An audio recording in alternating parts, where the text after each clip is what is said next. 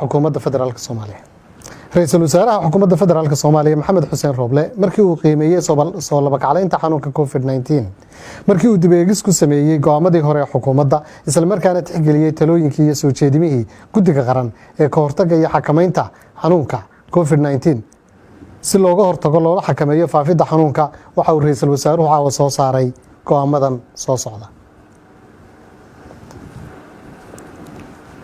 dhammaan goobaha waxbarashada kuwa dawliga iyo kuwa gaarka loo leeyahay sida iskuulada iyo jaamacadaha waxaa la xidhi doonaa muddo 2 usbuuc ah oo ka bilaabanta berrito oo bishu ay tahay 3 bisha 3 2021 waxaana xidhnaan doonaan ilaa 17 Maarch 2021.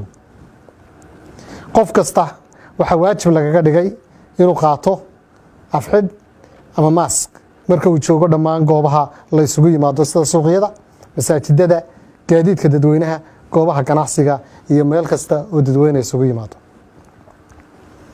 xafiisyada dawladda si ku meel gaar ah ayaa loo xidhayaa muddo 2 usbuuc ah oo ka bilaabanaysa 3 Maarch oo ah berrito.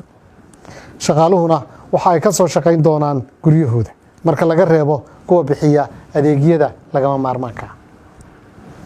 isu socodka caasimadda dalka iyo gobolada waa la dhimi doonaa muddo 2 usbuuc ah laga bilaabo berrito oo bishu ay tahay 3 Maarch ilaa iyo 17 Maarch. gaadiidka dadweynaha iyo kuwa khaaskaaba si caadi ayay u sii socon doonaan gudaha magaalooyinka waxaana waajib ah dadka saaran ee rakaabka ahi inay qaataan afsaar ama mask ayna hubiyaan kala fogaanshaha bulshada. waxaa muddo 30 maalmood ah la joojiyey xafladaha gaar ahaan kuwa aroosyada kuwa kale la isugu yimaado sidoo kalena waxaa la mamnuucay goobaha caweysyada ee habeenkii dhalinyarada ku kulanto. mootooyinka, bajaajleyda, basaska waxaa loo ogol yahay inay qaadaan rakaab waana inay dhowraan nadaafadda dadkuna kala fogaadaan qaataanna afxidhka ama maaska. kulamada dadka wixii ka badan 10 qofood waa la joojiyey muddo bil ah.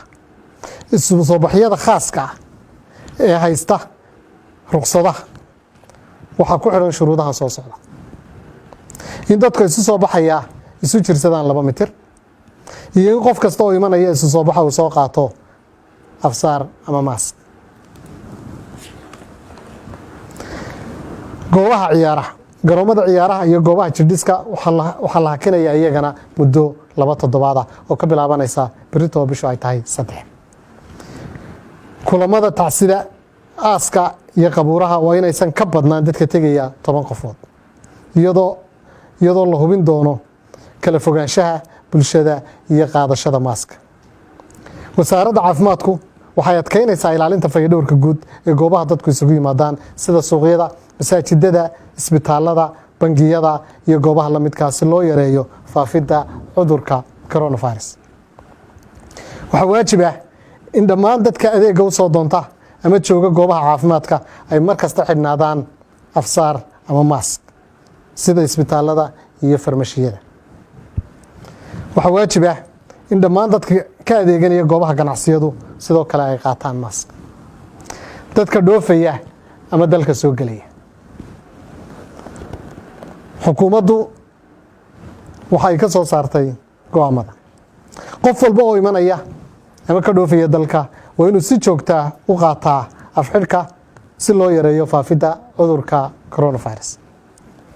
waa in dadka safraya ay maraan baadhista xanuunka COVID-19 iskana soo baaraan goobaha loo asteeyey baadhista si ay isaga hubiyaan inaysan qabin xanuunka COVID-19 ka hor 72 saacadood inta aysan safrin. qof aan wadan shahaadada baaritaanka COVID-19 looma ogolaan doono inuu soo galo dalka. qof aan sidan negative COVID-19 certificate waxaana waajib ah qofku inuu wato shahaado soo baxday muddo 72 saacadood gudahooda marka uu dalka imanayo. shirkadda diyaaradaha waa inay fariimaha ka hortagga COVID-19 daabacaan una sharaxaan rakaabka si loo ilaaliyo fayaqabka inta lagu guda jiro duulimaadka. dhammaan dadka ka imanaya dibadda dalka waa inay si iskood ah isu karantiileeyaan muddo 7 maalmooda isla markaana maraan tijaabada shaybaarka ee PCR marka uu dhamaysto muddada karantiilka. Arrimaha la xiriira kala bedelka ciidamada nabad ilaalinta AMISOM iyo ciidamada ilaaliya xarumaha UN-ka waxaa la farayaa inay raacaan habraaca UNGU Rotation Plan for COVID-19 si loo ilaaliyo caafimaadka guud ee dalka. Dhammaan hay'adaha dawliga ee ku shaqada leh howlaha garoomada diyaaradaha dalka inay si dhow u wada shaqeeyaan arrimaha duulimaadyada dadka imanaya si loogu diyaariyo jawi caafimaad qab ah loogana taxadiro faafitaanka cudurka COVID-19. waxaa la farayaa wasaaradda caafimaadku inay sida ugu dhaqso badan u soo diyaariso habraac lagu hubiyo badqabka dadka ka imanaya dalka dibadiisa isla markaana lagaga qaadayo baadhis rasmi ah marka qofku uu soo dego. qofkii COVID-19 laga helana lagu karantiilo iyadoo qofkaasi jeebkiisa ka bixin doono qarashka karantiilka haddii laga helo inuu qabo COVID-19 oo uu ogaan u yimid dalka isagoo iskoog xanuunka. waad mahadsantihiin. waxaan rajaynaynaa shacabka Soomaaliyeed ka rajaynaynaa inay u hoggaansamaan awaamiirta iyo habraacyada ka soo baxay xukuumadda federaalka Soomaaliya. aad iyo aad baa u mahadsantihiin.